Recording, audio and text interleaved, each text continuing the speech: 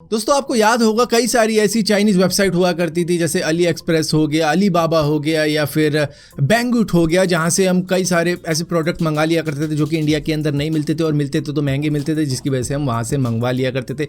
तो 2019 में एक बंदे ने एक पार्सल मंगाया था अली एक्सप्रेस से, लेकिन उसने 2019 के एंडिंग में मंगाया था और इंडियन गवर्नमेंट ने 2020 की शुरुआत के वक्त में शायद चाइनीज़ एप्लीकेशन को बैन कर दिया था, जिसमें कई सारी एप्लीकेशन मौजूद थी। अली बाबा भी उसमें मौजूद थी, अली एक्सप्रेस भी उसमें मौजूद थी, बैंगुड भी उसमें मौजूद थी। तो जितने भी बंदे थे उन सभी के पार्सल वहीं स्टक हो गए थे। लेकिन एक बंदा है जिसका पार्सल आज 2023 में जाकर पहुंच चुका है, जो कि उसने 2019 में ऑर्डर किया था, क्योंकि शायद यहाँ पे पता नहीं कुछ हुआ होगा जिसकी वजह से ये पहुंच गया है। शायद ऐसा लगता है कि अनबैन हो चुकी होगी अली एक्सप्रेस, या फिर किसी तरीके से ये पार्सल उस बंदे तक पहुंच चुका है, जिसके बाद में वो काफ़ी ज़्यादा खुश हुआ और उसने कमेंट लिखते हुए कहा है कि भैया अपनी होप मत खो, बस होप को जागे रखो तो शायद कुछ ना कुछ हो ही जाएगा लाइफ में। तो उसी तरीके से पार्सल था, बंदे ने ऑर्डर तो कर दिया था और भूल भी गया था और मिल गया। देखो दोस्तों, Elon Musk versus mark Zuckerberg की जो फाइटिंग के वो रूमर्स चल रहे थे, जहां पर एलॉन मस्क ने चैलेंज किया मार्क ज़करबर्ग को, उन्होंने एक्सेप्ट भी कर लिया है। तो यहां पर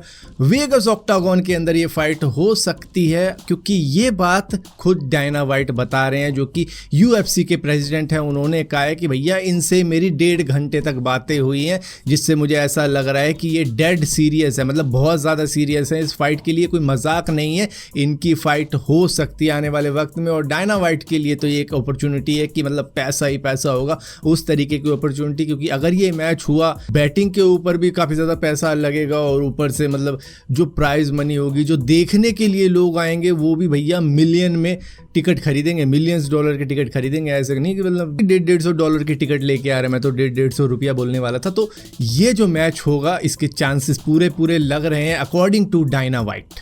अब यहाँ पर दोस्तों बात बैटिंग की हो रही है, तो मैं आपको बता दूं उस सबमरीन के ऊपर भी बैटिंग लगाई है लोगों ने क्रिप्टो करेंसी के अंदर, क्योंकि वहाँ पर पोली मार्केट जो कि लोगों को अलाउड करती है, जो करंट अफेयर चल रहे होते हैं ना, करंट में जो भी इवेंट चल रहे होते हैं उसके ऊपर कुछ ना कुछ बैटिंग चलती रहती है। वहाँ पे तो 2.5 करोड़ रुपए लगे हुए थे इस बात पे कि भैया ये टाइटैनिक सबमरीन नहीं मिलने वाली या मिलेगी, इस तरीके की बैटिंग के ऊपर। मतलब लोगों की जान के ऊपर भी पैसे लगाते हैं। ऐसा तो मैंने सुना था कि भैया डार्क वेब के ऊपर हुआ करता है, जहाँ पर लोगों को कुछ ना कुछ काम करने को दिया जाता है, और वो ऐसे मतलब हॉरिफिक काम होते हैं जो कि लोग कहते हैं नहीं होगा, कोई कहता है होगा, और कई लोग तो कहते हैं कि ले पैसा ले और कर दे ये काम बस। दोस्तों सोशल मीडिया के ऊपर कई सारे फैन पेजेस बन जाते हैं, जिसको लोग कई बार असली काम मानने लग जाते हैं, जैसे कि ट्विटर के ऊपर मौजूद है कई सारे, जैसे रविंद्र जडेजा का भी एक मौजूद है। वो लोगों को लगता है कि वो असली है, लेकिन वो नकली है। तो इस तरीके के इम्पर्सनेशन को यूट्यूब के ऊपर नहीं चलने दिया जाएगा। एक ऐसी गाइडलाइन आ रही है जिसके अंदर भैया यूजर को मेंशन करना पड़ेगा कि ये एक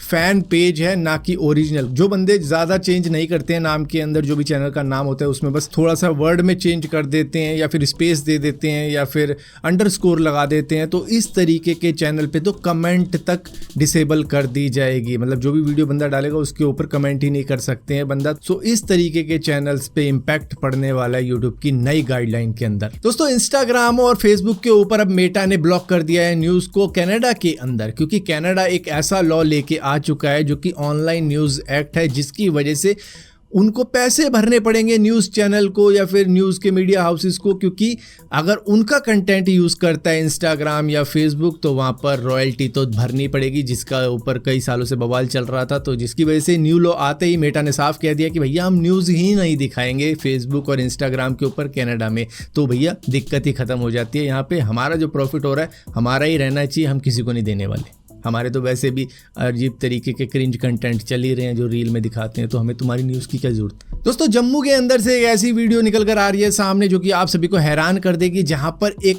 स्कूटी अटकी हुई है इलेक्ट्रिकल वायर्स के अंदर, लेकिन लोग कंफ्यूज है कि वो वहां तक पहुंची कैसे। ये करीबन देखो 10-15 फुट ऊंचाई पर अटकी हुई है तारों के अंदर, जिसकी वजह से किसी की कुछ भी समझ में नहीं आ रहा है। लोग फालतू फालतू कमेंट तो कर ही रहे हैं कि पापा की परी उड़ रही थी, वायरों में फंस गई होगी, जिसकी वजह से ये वहीं पर अटक गई है स्कूटी। कोई कह रहा है कि पापा ने कहा था सेफली स्कूटी पार्क करना, तो उसने कहा हाँ जी पापा कर दिए। ये ऊपर कैसे आ गई स्कूटी? इस तरीके की चीजें हो रखी हैं, लेकिन 18 जून को विंड स्ट्रॉम आया था, जिसकी वजह से भी शायद ये हो सकता है, लेकिन वहाँ पर इतना तेज़ विंड स्ट्रॉम आया था कि एक स्कूटी उड़कर तारों में फंस गई।